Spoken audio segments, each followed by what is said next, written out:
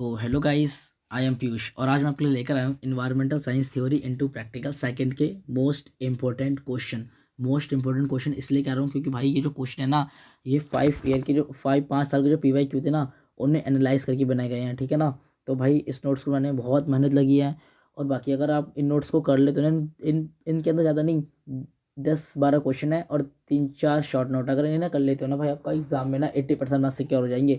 और अगर अच्छे से प्रैक्टिस कर लेते हो, एक दो बार रीड कर लेते हो उन क्वेश्चन को मेरे पढ़ाने के बाद भी, तो भाई आपका मतलब जो ओ ग्रेड होता है ना, आपका ओ ग्रेड आ जाएगा। ठीक है ना। तो बाकी बकवास ना करते हुए हम स्टार्ट करते हैं इस वीडियो को।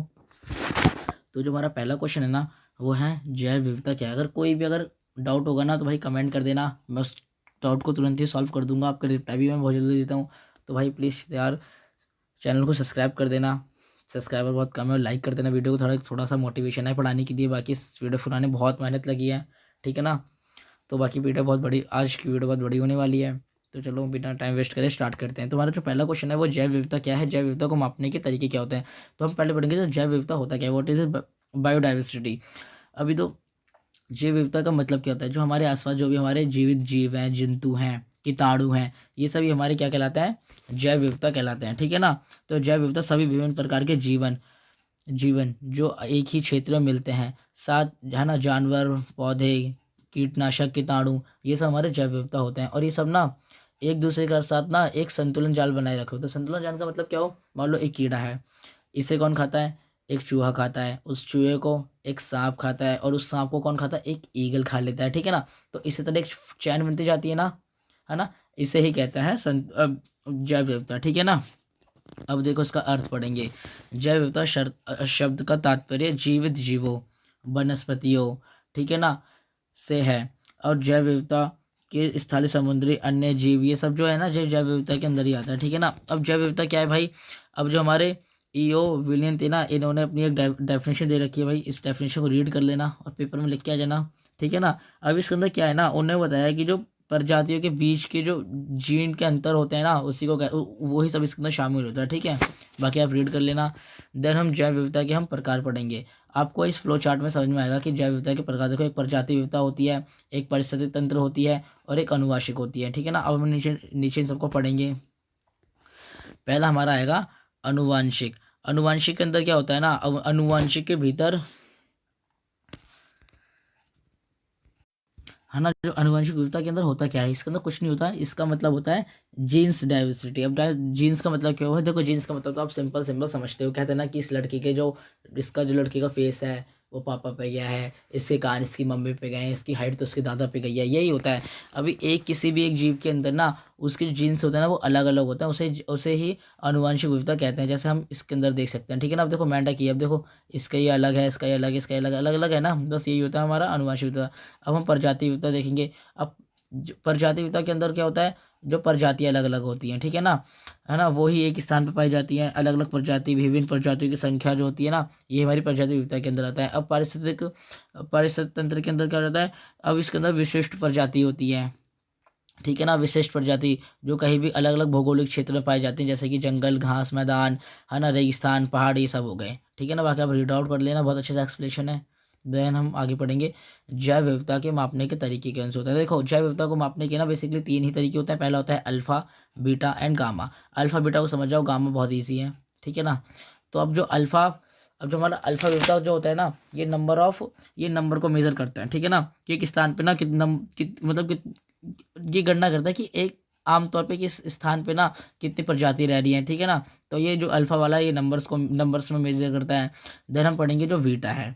अब जो बीटा वाला जो है ना, ये स्ट्रक्चर को, मतलब कि स्ट्रक्चर का मतलब क्या हो गया, संरचना को होता है कि इस संरचना के इतने जीव यहाँ पे हैं, इस स्थान पर है, ये उसको मेजर करता है बीटा वाला। देन जो गामा वाला होता है ना, वो इन दोनों का मिक्सचर होता है। ठीक है ना। वो नंबर पे मेजर करता है। देन स्ट्रक्चर पे संरचना पे मेजर करता है। ये गामा वाला हो गया। ठीक है ना। तो भाई यही हमारा जो फर्स्ट क्वेश्चन था ना, वो कंप्लीट होता है। अब हम अपने सेकंड क्वेश्चन में मूव ऑन होंगे। अगर आपको कुछ भी अगर डाउट आ रहा हो तो प्लीज़ कमेंट कर देना। कुछ समझ में ना हो रहा तो बता देना, मैं आगे सुधारूंगा, पक्का ही सुधारूंगा। ठीक है ना। देन हम अपने क्वेश्चन नंबर 2 पर आते हैं। अभी जो हमारा क्वेश्चन नंबर 2 है ना, वो जैव विविधता का महत्व बताना है और विभिन्न इसके जो स्रोत का वर्णन करना है, ठीक है ना।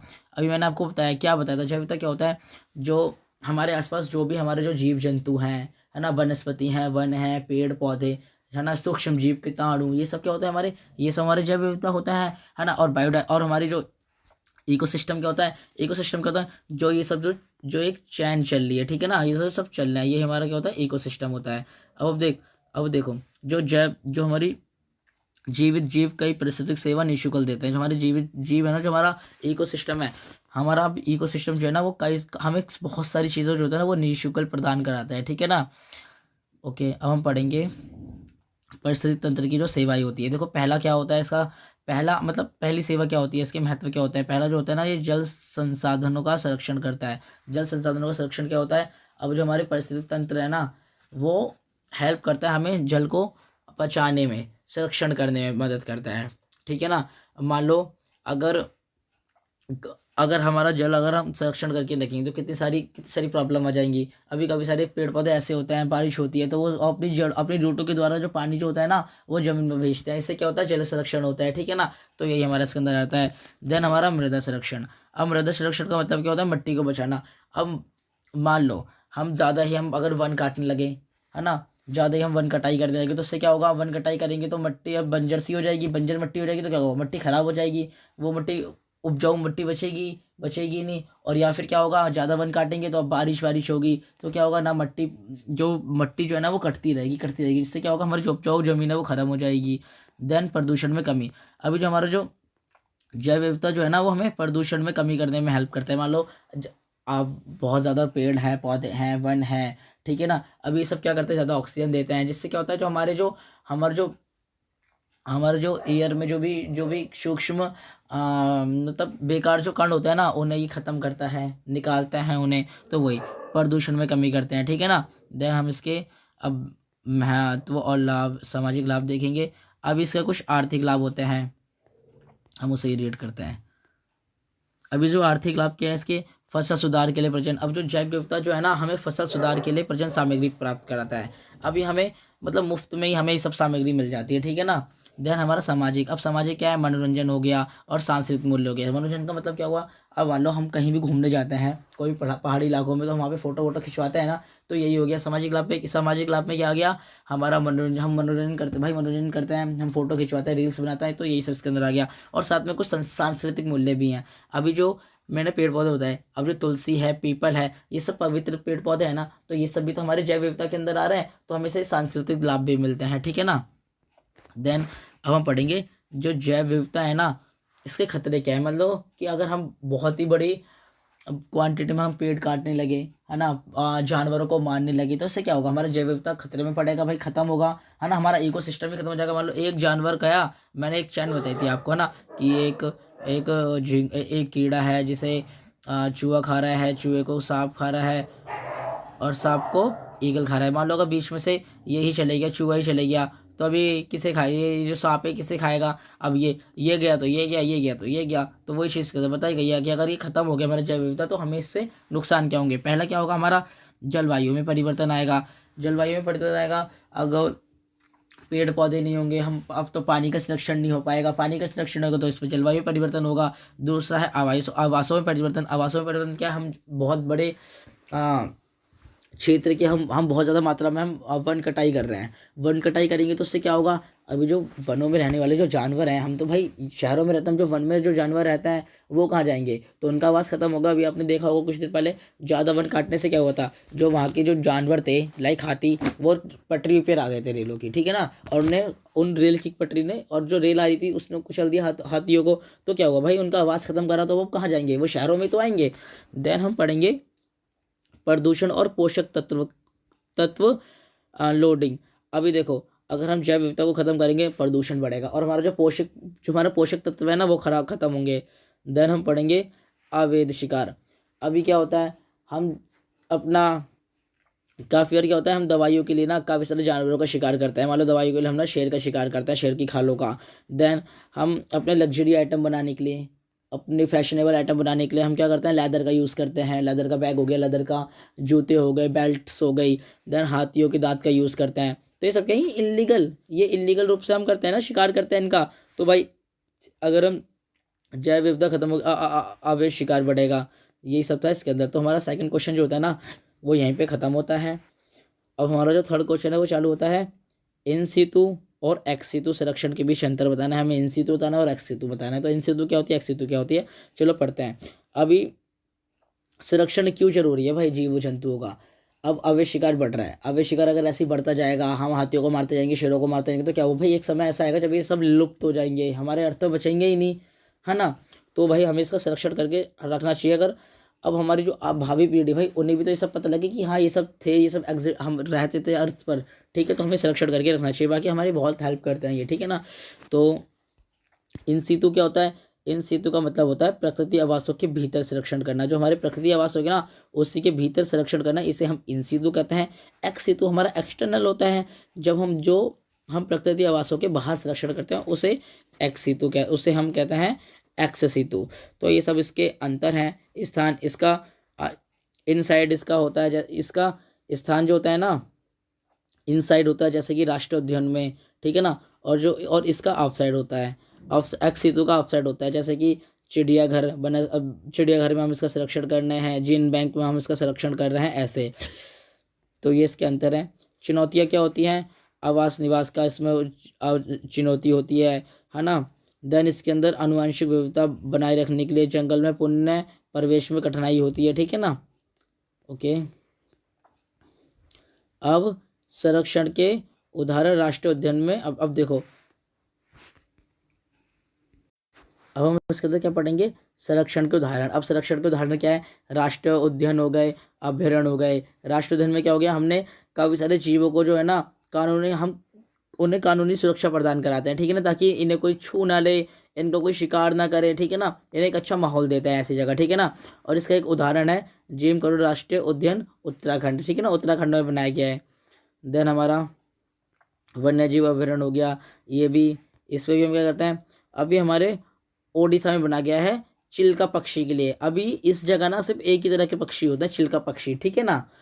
अभी यहाँ पे ना इनके अलावा, चिल्का पक्षी के अलावा इस जगह पे ना कोई और दूसरा पक्षी कोई कुछ नहीं आएंगे, बस ये चिल्का पक्षी होते हैं। तो ये कहाँ, ओडिशा में है। ये सरकार द्वारा बनाए जाते हैं विशेष प्रजातियों के लिए, ठीक है ना। ये एक विशेष प्रजाति के लिए बनाए जाते हैं, ठीक है ना, वन्य जीव अभ्यारण्य के अंदर। देन हमारा यहीं से क्वेश्चन नंबर 4 चालू हो जाता है। देखो भाई, अगर कोई क्वेश्चन समझ में ना हो रहा तो प्लीज़ कमेंट कर देना। थोड़ा मैं जल्दी जल्दी पढ़ा रहा हूँ ताकि ये जो बहुत लंबी PDF है, ताकि सारे क्वेश्चन जल्दी खत्म हो, ठीक है ना। बाकी कंटेंट बहुत कम कम लिखा है, मैंने सारी इंपॉर्टेंट चीज़ें लिखी हैं, ठीक है ना। आप इन्हें अच्छे से पढ़ लो, समझ लो, बाकी इसके अंदर का आप बना बना के लिख ही दोगे। तो हम पढ़ेंगे, हमारा जो नेक्स्ट का क्वेश्चन चालू है, क्वेश्चन नंबर 4। ये हमारा सतत विकास है, सस्टेनेबल डेवलपमेंट, है ना।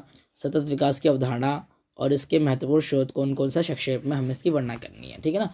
तो सतत विकास तो भाई देखो हम पहले भी पढ़ के आ चुके हैं। सतत विकास होता क्या है, सतत विकास की हम अगर सिंपल हम डेफिनेशन पढ़े तो सतत विकास का मतलब होता है कि हम अपनी ज़रूरतों को, हम अपने संसाधनों का इस तरह प्रयोग करें कि जो हमारी भावी पीढ़ी है ना, पीढ़ी का मतलब है जो आने वाली पीढ़ी है, ठीक है ना। लाइक हमारे बच्चे जो हो गए, उनके लिए भी वो संसाधन है बचा के रखें, ठीक है ना। ऐसा नहीं कि हम सब कुछ अभी खत्म कर दें, हम सारा पेट्रोल कोयला अभी खत्म कर दें, ठीक है ना। तो यही हमारा होता है सतत विकास का अर्थ। सतत विकास में जो भविष्य पीढ़ी है उनकी ज़रूरतों को पूरा करने के लिए क्षमता और समझौते के लिए बिना कोई समझौता करे बिना वर्तमान की जरूरतों को पूरा करना ही हमारा सतत विकास होता है। वैसा भी नहीं कि हम अपने संग कुछ समझौता कर रहे हैं, हाँ, इसका ऐसा कोई मतलब नहीं होता, ठीक है ना। अब हम देखेंगे कि हम सतत विकास मतलब किस तरह कर सकते हैं, ठीक है ना। तो हमारा सबसे पहला आ गया पर्यावरण स्थिरता। हमें पर्यावरण में स्थिरता रखनी होगी, हमें जैव विविधता परिस्थिति तंत्र की रक्षा करनी पड़ेगी, हमें ज़्यादा वन कटाई नहीं करनी है, हमें जानवरों का संरक्षण करना है, हमें ज़्यादा अवैध शिकार करके हमें जानवरों को नहीं मारना है, ठीक है ना। उदाहरण के लिए हमें यहाँ पे दे रखा है, ठीक है ना। देन हमारा दूसरा हो गया आर्थिक स्थिरता। हमें पर्यावरण की सुरक्षा को प्रोत्साहित करने के लिए आर्थिक विकास में भी योगदान देना पड़ेगा, ठीक है ना। उदाहरण के लिए ग्रुप वीवो में शून्य कार्बन, है ना, ये सब हो गया। देन हमारा जो थर्ड आ जाता है हमारा सामाजिक स्थिरता। हमें समाज में भी एक स्थिरता रखनी पड़ेगी, ठीक है ना। हमें ऐसा नहीं है कि हम कोई भी ऐसा है कि हम मतलब जो गरीब लोग हैं उन्हें भी एक अच्छी एजुकेशन प्रदान करनी है, उन्हें भी हमें एजुकेशन देनी है, सामान्य अवसर देनी है, और उन्हें समानता, हम मतलब इक्विटी देखनी है, ठीक है ना, कि ऐसा नहीं कि कोई भेदभाव हो रहा है। देन हमारा जैविक पर्यावरणीय मुद्दे जो हमारे आते हैं, हमारा इसके अंदर हमारा अम्लीय वर्षा आ जाएगी। अब ये तो है ना शॉर्ट नोट में भी आ जाते हैं, ठीक है ना। बाकी ये क्वेश्चन नंबर 5 है हमारा, देन ये हमारा क्वेश्चन नंबर 6 है। अब ये ज़्यादातर ना ये शॉर्ट नोट्स के अंदर आते हैं, ठीक है ना। तो एक बार हम इसे रीड कर लेते हैं। हमारा पहला है अम्लीय वर्षा। अब एसिड रेन, एसिड रेन का मतलब क्या होता है हम वो समझेंगे, और हमारी ओजोन परत जो है ना डिप्लेशन हम वो समझेंगे, ठीक है ना गाइस।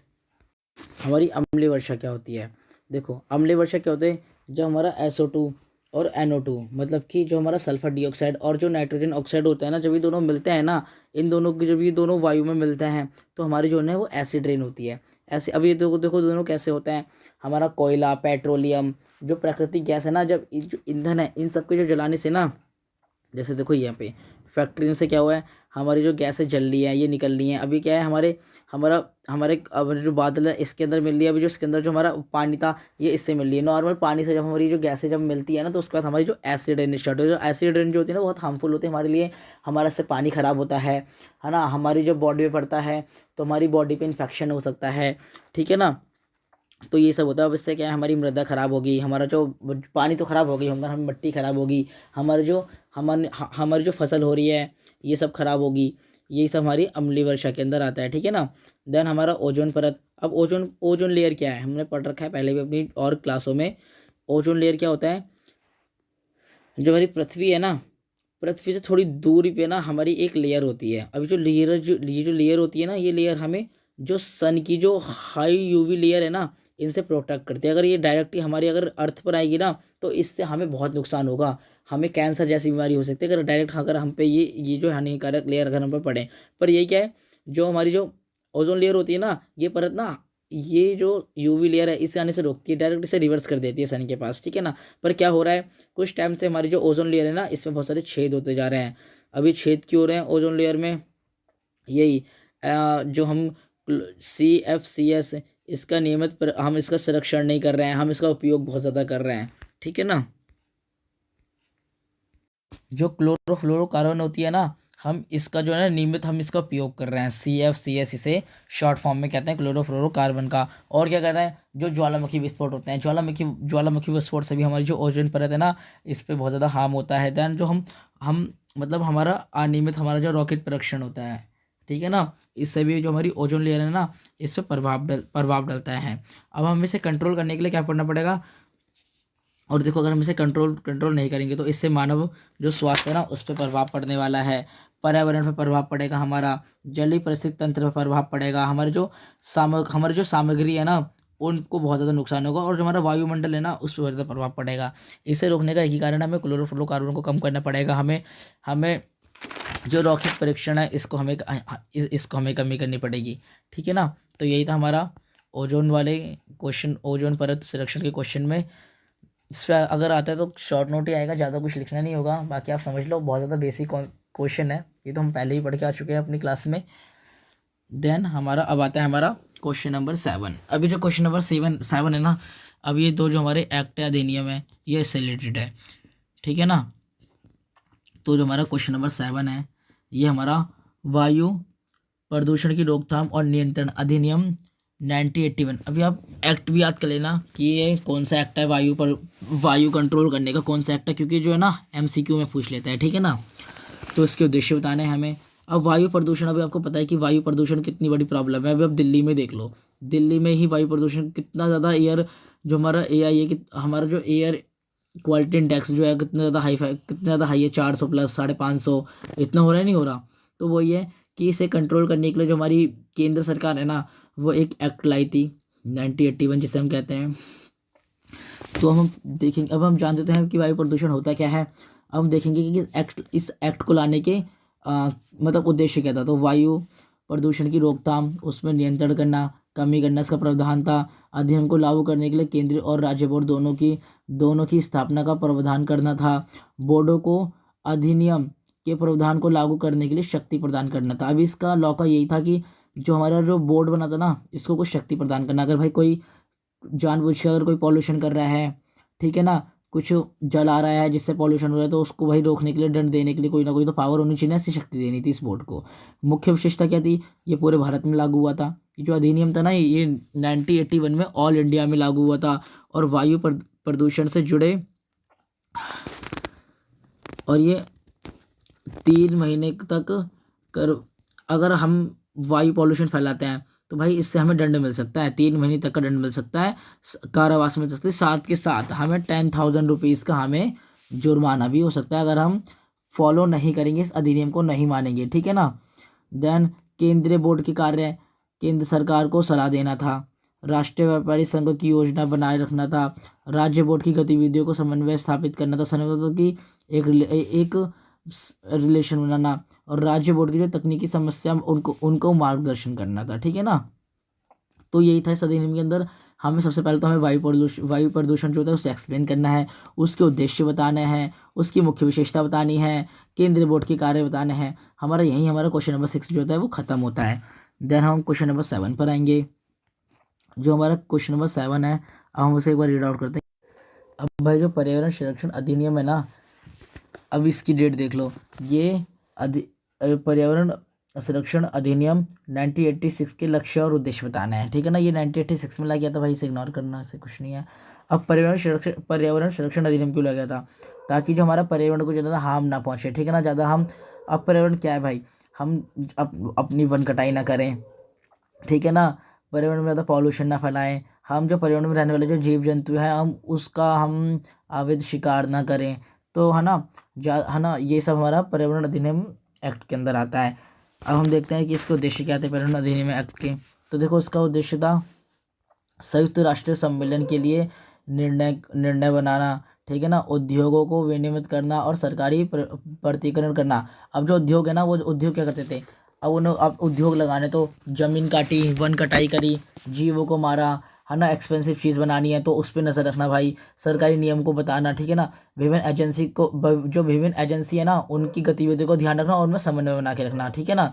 देन पर्यावरण की सुरक्षा हेतु निर्मित कानून बनाना। अब पर्यावरण की सुरक्षा के लिए ना सबसे पहला मुख्य इसका उद्देश्य यही है भाई, पर्यावरण की सुरक्षा के लिए ना इसे कठिन से कठिन इसे क्या बनाने पड़ेंगे, कानून बनाने पड़ेंगे, क्योंकि भाई जब तक कानून नहीं बनते, जब तक कोई भाई, और कठिन से कठिन कानून नहीं बनते ना जब तक भाई उस चीज़ को कोई मानता ही नहीं है, ठीक है ना। अब तो अब भैया अब खुद ही देख लो। और क्या होता है अगर कोई जब भी उल्लंघन करे, क्योंकि भाई लोग तो मानते ही नहीं है, लोगों के अंदर तो एक कीड़ा होता है ना, अगर वो जब भी उल्लंघन करें तो उनके लिए एक दंड लागू करना, जैसे 5 साल तक की जेल या 1 लाख रुपए तक का जुर्माना, ठीक है ना। और साथ ही पर्यावरण में सतत विकास का उल्लंघन ना हो, ठीक है ना, अगर कोई मतलब सब चीज़ का ही उपयोग ना कर ले, ठीक है ना, तो ये भी देखना था सतत विकास इसमें रहे। देन संविधान के जो अनुच्छेद 21 के तहत, जो हमारा संविधान का जो अनुच्छेद है ना 21 उसके तहत जीवन के अधिकार को भी सुरक्षा प्रदान करना इस एक्ट के अंदर आता था। तो भाई यही था इस क्वेश्चन के अंदर, और ज़्यादा कुछ नहीं था। आप इसे एक बार रीड आउट कर लेना, और देखो कुछ कुछ पॉइंट अलग है, बाकी ये वाला क्वेश्चन सेम इसका जो प्रीवियस क्वेश्चन था ना वैसा ही है, ठीक है ना। आप कोई एक याद कर लो, कुछ कुछ पॉइंट याद कर लो, बाकी तो सब कॉमन ही है, ठीक है ना, और आप इसे लिख के आ जाना, ठीक है। बाकी इन सब पॉइंट को आप एक्सप्लेन कर देना कि सब पॉइंट में आता ही क्या है, ठीक है। देन हम अपने क्वेश्चन नंबर 8 पर आते हैं। तो इसमें क्या था, वन्य जीव संरक्षण, इसके अंदर क्या है, वन्य जीव संरक्षण अधिनियम 1972 की मुख्य विशेषताओं पर चर्चा करनी है। अभी जो एक्ट था ना वन्य जीव वाला, ये 1972 में लाया गया था, डेट याद रखना, ठीक है। अब इसके अंदर क्या था, वन्य जीव को संरक्षण करके रखना था, जो हमारे जो वन्य जीव है ना इन्हें बचाया जाए, ठीक है ना, क्योंकि भाई इनका भी इनलीगल शिकार बहुत ही ज़्यादा बढ़ रहा है, ठीक है ना। आपको पता है कि इंडिया के अंदर वाइट टाइगर कितने भाई, बिल्कुल ही खत्म हो रहे हैं वाइट टाइगर, तो भाई इलीगल शिकार ना हो इनका, ठीक है ना। इसके लिए क्या है कि ये जो वन्य जीव संरक्षण अधिनियम 1972 को लाया गया था, इसमें क्या था, जानवर, जलीय भूमि, वनस्पति के रूप को परिभाषित किया जाता है। इसका उद्देश्य क्या था, जो हमारे जो जंगली जानवर और पौधे हैं ना इनकी रक्षा करना, भाई काफ़ी सारे पौधे हैं उनकी इलीगल माइनिंग हो रही है, ठीक है ना, जैसे आपने पुष्पा मूवी में देखा था ना, लाल चंदन था ना, हाँ लाल चंदन की जो कटाई होती थी, ठीक है ना। देन जो हमारे जो जंगली जानवर है ना इनके शिकार पर प्रतिबंध लगाना, ठीक है ना। तो बहुत बेसिक बेसिक भाई, बहुत बेसिक बेसिक पॉइंट है, ठीक है ना, एक बार आप रीड आउट कर लो आपको याद हो जाएंगे। और जो वन्य जीवन उत्पादक में व्यापार और वाणिज्य पर नियंत्रण करना, ठीक है ना, इनका व्यापार ना हो, ठीक है ना। देन इसकी जो मुख्य विशेषता क्या थी, अनुच्छेद 1 से 4 तक के जानवरों का शिकार कुछ अनुच्छेद के अंदर ना कुछ जानवर की कैटेगरी रखी गई थी, उनका शिकार पे तो देखो बिल्कुल ही प्रतिबंध था, इनका शिकार तो बिल्कुल नहीं होगा, है ना। संरक्षित क्षेत्र राष्ट्रीय उद्यान अभयारण्यों की जो घोषणा के लिए प्रक्रिया, जो जो हमने पहले पढ़ा था ना, राष्ट्रीय उद्यान जो हमारे अभयारण्य हो गए, इनको इनकी घोषणा के लिए प्रक्रिया करना, ठीक है ना, इनको बनाना, ये सब हमारे इसके अंदर आता है। बाकी से रीड आउट कर लेना।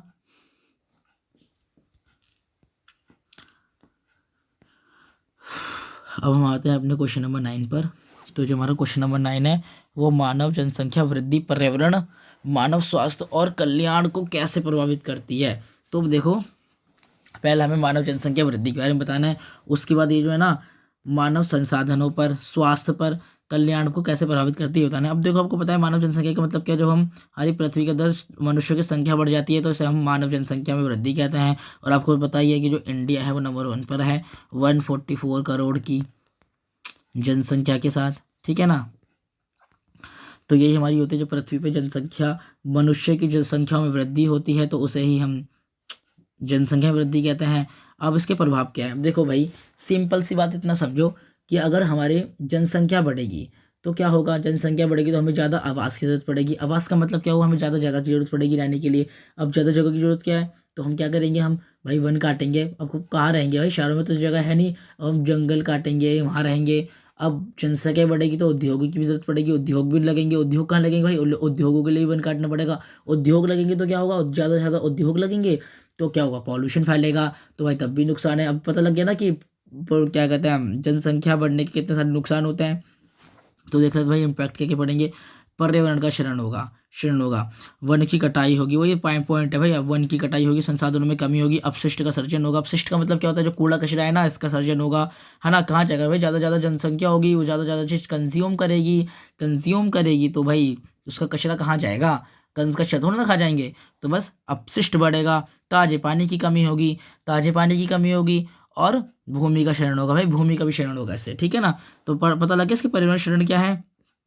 देन जलवायु और जैव विविधता, जलवायु में परिवर्तन आएगा, ठीक है ना। अगर ज़्यादा भाई जनसंख्या बढ़ेगी तो देखो जलवायु में परिवर्तन आएगा। देन मानव स्वास्थ्य और समाज, अब देखो अगर घनी आबादी होगी तो क्या होगा, मान लो एक रोग कोरोना था, कोरोना कैसे फैलता था, एक बंदा ये इससे इसमें गया, इससे इसमें गया, तो ऐसे फैलता था ना। अब मान लो बहुत सारे लोग हैं, अब यहाँ पे तो देखो 1 2 3 4, अब यहाँ पे मान लो बहुत सारे लोग हैं, अब अधिक आबादी हो गई। अब क्या देखो कितनी तेजी से स्पीड से फैलेगा ये, है ना। तो अधिक आबादी से क्या होता है, मनुष्य की जो स्वास्थ्य में कमी होती है, ठीक है ना, रोग बहुत तेजी से फैलता है, ठीक है। देन जो विकास है, औद्योगिकरण विकास परिवर्तन, अब जो विकास, अब जो ज़्यादा से ज़्यादा जनसंख्या फैलेगी तो उद्योग करने लगेंगे तो क्या हुआ, मट्टी का तो वनों का तो क्षरण होगा ही होगा, साथ में पॉल्यूशन भी बढ़ेगा, ठीक है। तो यही था हमारा क्वेश्चन नंबर 9। अगर जनसंख्या बढ़ेगी तो भाई इससे क्या क्या इम्पैक्ट होंगे, ठीक है ना। तो बाकी ये बहुत ज़्यादा मतलब कॉमन सेंस वाला क्वेश्चन है, तो आप ऐसे ही लिख दोगे, कुछ पॉइंट देख लेना आप, जैसे पर्यावरण संरक्षण, जलवायु, है ना, मानव स्वास्थ्य, विकास, वन की कटाई, है ना, अपशिष्टों का सर्जन, ताजे पानी में कमी होगी भाई, ताजे पानी में कमी होगी, भूमि का क्षरण भी होगा, भूमि भी खत्म होगी, ठीक है ना। अब जो हमारा ये क्वेश्चन नंबर 9 है, इसके अंदर क्वेश्चन नंबर 2 भी मर जाए भाई, तो चलो देख लेते हैं। हमारा क्वेश्चन जो नंबर 10 है, इसके अंदर हमें बताना क्या है, आपदा न्यूनीकरण रणनीति, भूकंप और चक्रवात आपदा को नियंत्रित करने का वर्णन करना है। अभी आपदा क्या होती है भाई, एकदम से हम पे भाई कोई आपदा आ जाए, मान लो भूकंप आ गया कोई, है ना, बादल फट गया, तो ये सब हमारी आपदा हो जाती हैं। तो भाई आपदा को हम कम कैसे कर सकते हैं, इसे मिनिमाइज कैसे कर सकते हैं, तो हम यही पढ़ेंगे। तो आपदा न्यूनीकरण का मतलब क्या होता है, लोगों और संपत्तियों का संपत्ति पर आपदाओं के प्रभाव को कम करने के लिए चलाया गया प्रयास होता है। जो आपदा न्यूनीकरण का मतलब क्या होता है, जो लोग हैं, जो हमारी जो संपत्ति हो गई, लाइक हमारा घर और भी हमारी कार वार हो गई, हमारी कोई भी एसेट्स हो गई, उसको उस पे आपदा का कम प्रभाव पड़ेगा। वैसा तो नहीं है भाई, देखो भूकंप आएगा या बादल फटेगा तो हम पे नुकसान नहीं होगा, नुकसान तो होगा पर हाँ हम उसे मिनिमाइज कर सकते हैं, हम उसे कम कर सकते हैं, तो उसे ही हम कहते हैं आपदा न्यूनीकरण। समझे ना? देखो नुकसान तो होने वाला है, कोई भी आपदा आएगी, ठीक है ना, पर हाँ हम उस नुकसान से ना हम पर हमारी जो संपत्ति है ना उस पर कम से कम प्रभाव पड़े, उसे ही हम आपदा न्यूनीकरण कहते हैं, ठीक है ना। तो हम कैसे कर सकते हैं जोखिमों का सबसे पहला हमारा जो मोस्ट इंपॉर्टेंट पॉइंट आता है वो होता है जोखिमों का मूल्यांकन करके। हम पहले ही बता लें कि इस जोखिम का रिस्क असेसमेंट करके, ठीक है ना, मूल्यांकन करके। अब दूसरा हमारा आता है भूमि उपयोग योजना, ठीक है ना, लैंड यूज प्लानिंग। हमें ना पहले ही हमें प्लानिंग कर लेनी चाहिए कि हम इस भूमि का किस तरह से उपयोग करेंगे।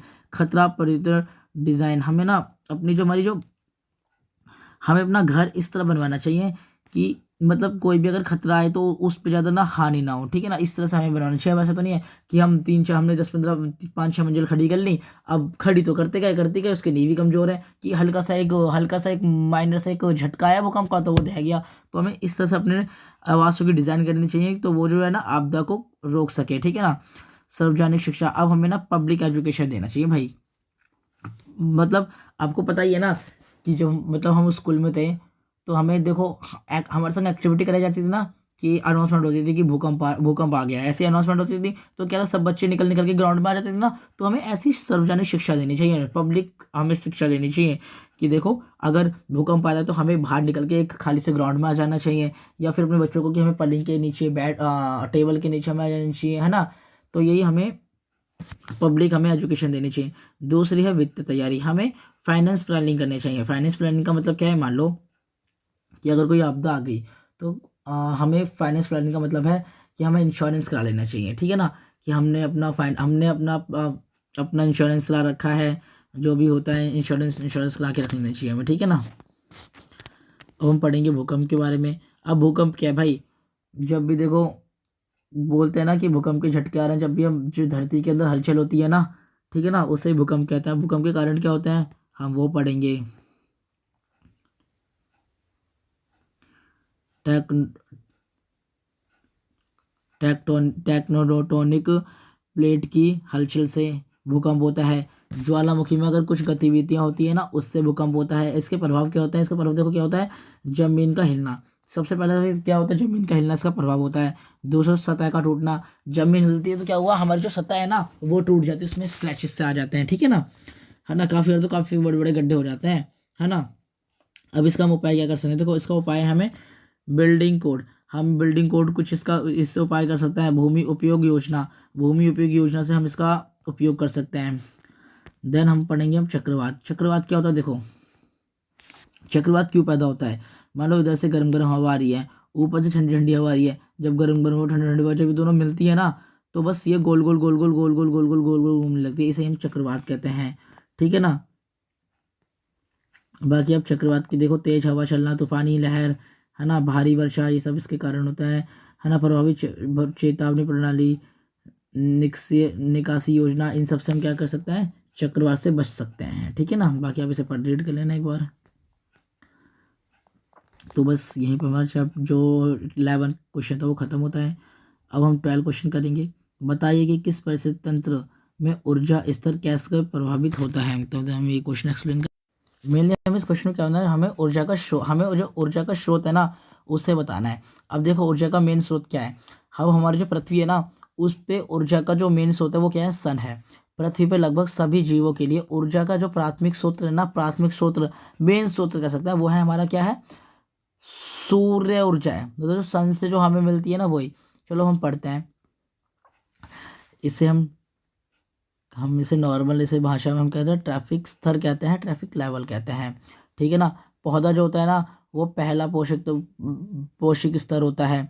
जो शाकाहारी वो हमारे जो शाकाहारी जीव होता है ना वो हमारे प्राथमिक उपभोक्ता होते हैं, ठीक है ना, पहले उपभोक्ता होते हैं जो दूसरे पोषक स्तर का गणना करते हैं।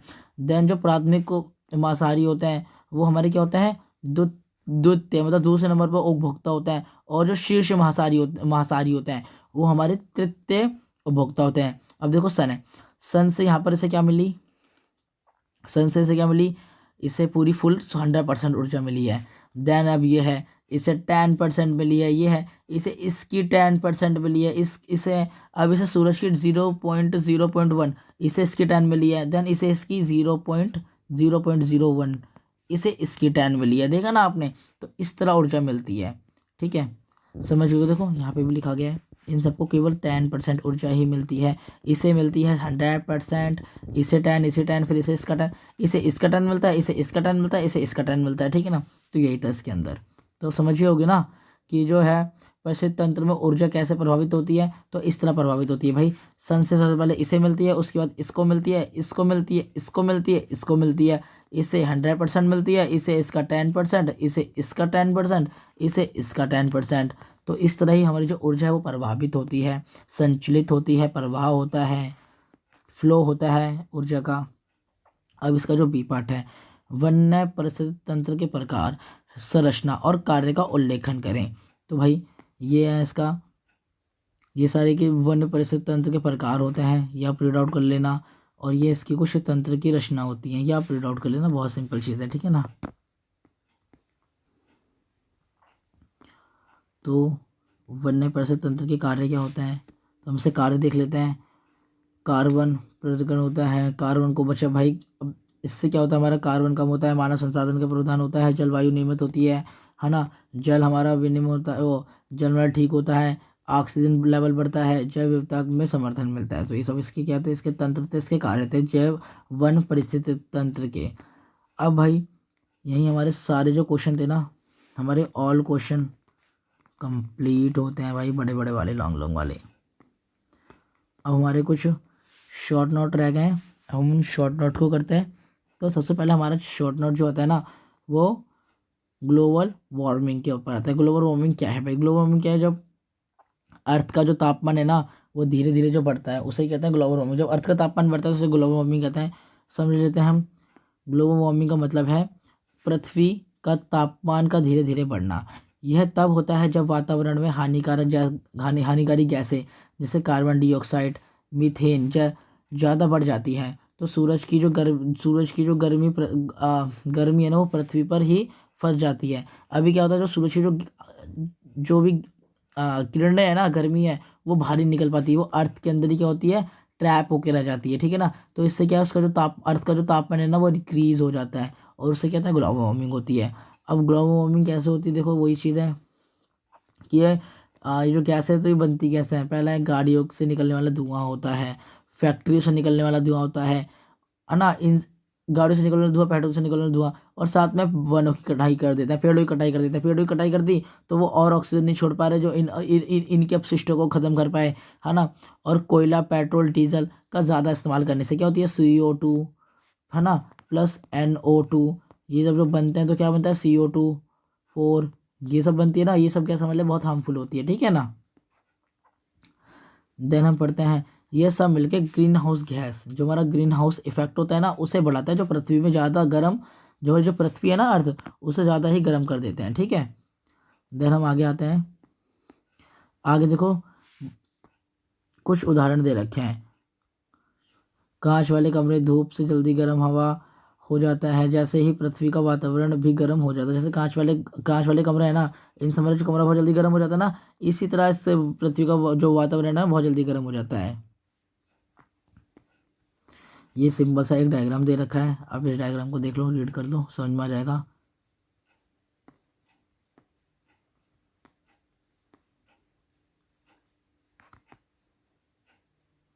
अब देखो कुछ ग्लोबल वार्मिंग के नुकसान भी हैं।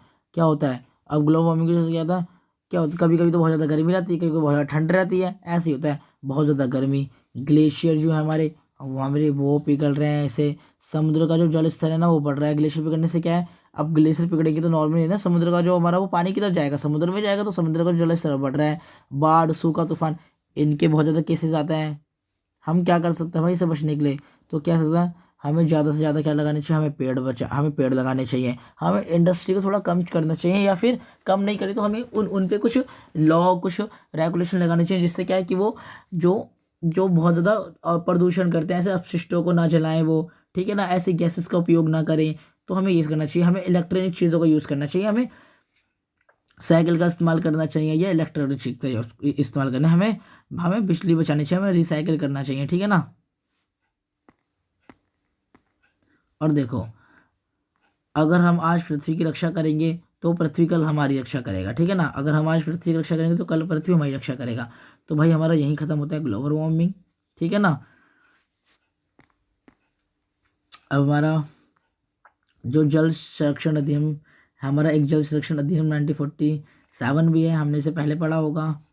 जल संरक्षण एक बार आप रीड कर लेते हैं, भारत सरकार द्वारा देखो इसमें 1974 में ला गया था ताकि पानी गंदा ना हो, नदी झील और तालाब बचाए साफ रहें। डेट याद रखना भाई, पेपर में एमसीक्यू में तो नहीं पर रेगिस्तान में पूछ सकते हैं, ठीक है ना। इस अधिनियम के उद्देश्य क्या थे? जल प्रदूषण को रोकना था, पानी की गुणवत्ता को बहुत अच्छा बनाना था, लोगों को स्वच्छ जल उपलब्ध कराना था।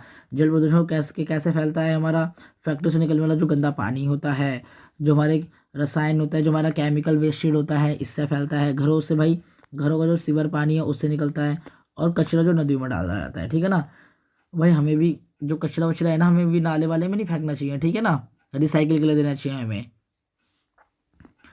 देखो, अब इसे रोकने के लिए ना दो मेन बोर्ड बनाए गए थे। एक है हमारा केंद्रीय प्रदूषण नियंत्रण बोर्ड, जिसे हम CPCB कहते हैं। दूसरा हमारा राज्य प्रदूषण नियंत्रण बोर्ड, जिसे हम SPCB बोलते हैं। भाई कुछ भी समझ में ना हो तो भाई कमेंट कर देना, मैं रिप्लाई दूंगा, ठीक है ना। और मैं फिर उसे मतलब अंदर इम्प्रूव करूंगा कि उस सब कमियों को ना करूं, ठीक है ना। देन ये जो बोर्ड है ना, ये बोर्ड पानी की जांच करते हैं, है ना, उसकी गुणवत्ता की जांच करते हैं, तो ये सब करते हैं। देन हमारा क्या, देखो, बिना अनुमति गंदा पानी नदी में डालना, कारखानों का केमिकल पानी सीधे जल स्रोत में डालना, ठीक है ना, ये सब इस कानून के अंदर मना करा जाता है, ठीक है ना। क्या करने पर जुर्माना होता है? देखो हम यही पढ़ेंगे। चलो, हमें देखो, अगर हम यही करते हैं ना, ये दोनों हम काम करते हैं, तो भाई इसे करने पर हमें जुर्माना होता है 50,000 तक का जुर्माना हो सकता है, और हमें जेल हो सकती है 5 साल तक की। यहाँ तक कि अगर हम ज़्यादा ही करते हैं जुर्माने की बात, तो हमारी जो कंपनी है ना वो सील हो सकती है, बंद हो सकता है, ठीक है ना। तो अगर कुछ भी समझ में ना आ रहा होगा तो कमेंट करना भाई, इस ठीक है ना। अगर कोई भी गलती हो गई होगी तो यार देखो माफ़ कर देना। देन हम आगे चलते हैं। ये इसका वही एक्ट है, रोकथाम है इसका, कुछ है, पानी बर्बाद ना करें, कचरा पन्नी में डालें, जल स्रोत का साफ करें, ठीक है ना। ये हमारा ये जो क्वेश्चन था ना, हमारा ये जो क्वेश्चन है ये इसी जगह ख़त्म होता है। देन शॉर्ट नोट चलना है, ये दूसरा शॉर्ट नोट हमारा आ गया है। अब चिपको आंदोलन है। भाई देखो यार, ये जो वीडियो है ना, मतलब 1:34 रिकॉर्ड कर रहा हूँ मैं, ठीक है ना। अभी PDF कंप्लीट हुई थी, कंप्लीट होते ही मैं इस वीडियो को रिकॉर्ड कर रहा हूँ, ठीक है ना। तो भाई प्लीज़ यार सपोर्ट कर देना थोड़ा सा यार। देन हम अपने नेक्स्ट क्वेश्चन पर जाते हैं, जो हमारा चिपको आंदोलन इससे रिलेटेड ही इसके नाम पर एक और आंदोलन जिसे हम अपिको आंदोलन कहते हैं। तो भाई चिपको आंदोलन बॉस है, चिपको आंदोलन को देख कर अपिको आंदोलन चला था। तो चलो हम चिपको आंदोलन क्या है इसको पढ़ते हैं। चिपको आंदोलन एक पर्यावरण आंदोलन है। ये हमारा क्यों स्टार्ट करा गया था? जो हम बहुत बड़ी मात्रा में ना वनों की, पेड़ों की कटाई हो रही थी, उसी को रोकने के लिए, नए पेड़ लगाने के लिए इसकी स्टार्टिंग करी गई थी। और इसका जो मेन जो कह सकते हैं जो मेन भागीदारी थी वो महिलाओं की थी, ठीक है ना। पेड़ों को काटने के लिए इसे स्टार्ट करा था। इसे कब करा गया था? इसे 1973 में शुरू करा था। सबसे पहले इसे उत्तराखंड में शुरू करा गया था, और पहले उत्तराखंड 1973 में उत्तराखंड कहा था, उत्तर प्रदेश के अंदर शामिल था। अब इसे किसने शुरू करा था? देखो, इसे ग्रामीण लोगों ने शुरू करा था। मुख्य इसमें जो थी ना वो महिलाएं थी, ठीक है ना, मुख्य इसके अंदर महिलाएं थी, इसके अंदर मुख्य महिलाएं थी, और पर्यावरण प्रेमी कार्यकर्ता थे। और महिलाओं के अंदर ना एक नाम आता है जिसे हम कहते हैं गौरा देवी। जो गौरा देवी थी ना वो मेन थी, ठीक है ना। देन आंदोलन का उद्देश्य, अब इस आंदोलन का उद्देश्य क्या था? देखो मैंने आपको पहले बता दिया है, पेड़ों की कटाई को रोकने के लिए, जंगलों की रक्षा करने के लिए, और मिट्टी और पानी को बचाने के लिए। इसका ये सब इसके मेन उद्देश्य थे, ठीक है ना। और नए पेड़ लगाना भी इसके एक नए उद्देश्य थे, मिसिंग है, नए पेड़ लगाना भी इसका एक उद्देश्य था। जब कोई पेड़ काटने आता था तो क्या करते थे जो लोग थे? अब चिपको आंदोलन में था क्या, बहुत ज़्यादा पेड़ों की कटाई चल रही थी, ठीक है ना। तो उस समय लोग क्या करते थे ना, अगर कोई पेड़ काटने आए ना तो वो उसके आसपास आके पेड़ों को मतलब कि ऐसे ऐसे उसके गले लग जाते थे, ठीक है ना, पेड़ों के गले लग जाते थे। ये चिपको आंदोलन था कि भाई पेड़ को काटने से पहले ना तुम्हें हमको काटना होगा। तुम काटो तो सही, काटो, हम मना थोड़ा ना कर रहे, तो हमको काटो फिर इन पेड़ को काटना, ठीक है ना। तो यही इसके अंदर चला था। महिलाओं के इसका महिलाओं ने इसमें बहुत ज़्यादा भाग दिया था, ठीक है ना। जो महिला थी ना वो पेड़ को छोड़ती नहीं थी। और भाई अगर ये नहीं करा जाता ना तो उस समय काफ़ी सारे पेड़ जो थे ना वो काट दिए जाते। और इसकी ये छोटी, और ये ना अहिंसक, मतलब कि बिना हिंसा करे बिना एक आंदोलन करा गया था, ठीक है ना। इसमें कोई हिंसा नहीं करी गई थी। इन जो गांव वाले थे, है ना, इनके द्वारा कोई हिंसा नहीं करी गई थी कि लाट मारना पीटना काटना पीटना, ऐसा कुछ नहीं करा गया था। इनका सिंपल सा कहना था कि काटो, हम मना नहीं कर रहे, पेड़ को काटने से पहले पहले हमको काटो, उसका पेड़ को काटना। और इसका बहुत अच्छा प्रभाव भी पड़ा था भाई। उस समय या इस आंदोलन से ना, ये जो आंदोलन था ना पूरे हिमालय में फैल गया था, एक गांव से लेकर पूरे में फैल गया था। और इससे काफ़ी सारे लाखों पेड़ बचे थे, ठीक है ना। और उन्होंने भाई पेड़ काटने नहीं दिए थे।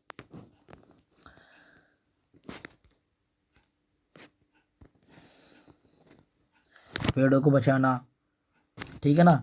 इसका मुख्य जो संदेश था ना वो था कि पेड़ बचाओ जीवन बचाओ, ठीक है ना। मुख्य इसका ना ये था, पेड़ बचाओ जीवन बचाओ, ठीक है। तो भाई हमारा यहीं पर चिपको आंदोलन खत्म होता है ना। और हाँ एक बात और, कि चिपको आंदोलन को देख के ना एक नया आंदोलन स्टार्ट किया था, अपिको आंदोलन। अगर अपिको आंदोलन आता तो बता देना भाई। ये सब चीज़, ये सब जो मैंने चिपको आंदोलन को बताया ना, ये सब चीज़ एक्सप्लेन कर देनी है, नई लाइन ऐड कर देनी है। अपिको आंदोलन कैसे करा गया था चिपको आंदोलन को देखकर, ठीक है ना। बाकी ये तो हमने 11th या 9th में, वो सॉरी 11th या 10th में, 11th और 12th में बिजनेस अगर हमें वो मिली थी इंडियन इकोनॉमिक, तो भाई हमने उसमें पढ़ा गया चिपको आंदोलन के बारे में। देन हमारा एक चीज़ और स्टार्ट होती है, क्योटो प्रोटोकॉल। अब जो क्योटो प्रोटोकॉल था ना, ये क्यों लाया गया था भाई, ये मेनली लाया गया था जो ग्लोबल वार्मिंग है ना। क्योटो प्रोटोकॉल एक अंतर्राष्ट्रीय समझौता है। इसका मुख्य उद्देश्य क्या था, जो ग्लोबल वार्मिंग है ना उसे कम करना, ग्रीन हाउस गैस को घटाना, ठीक है ना।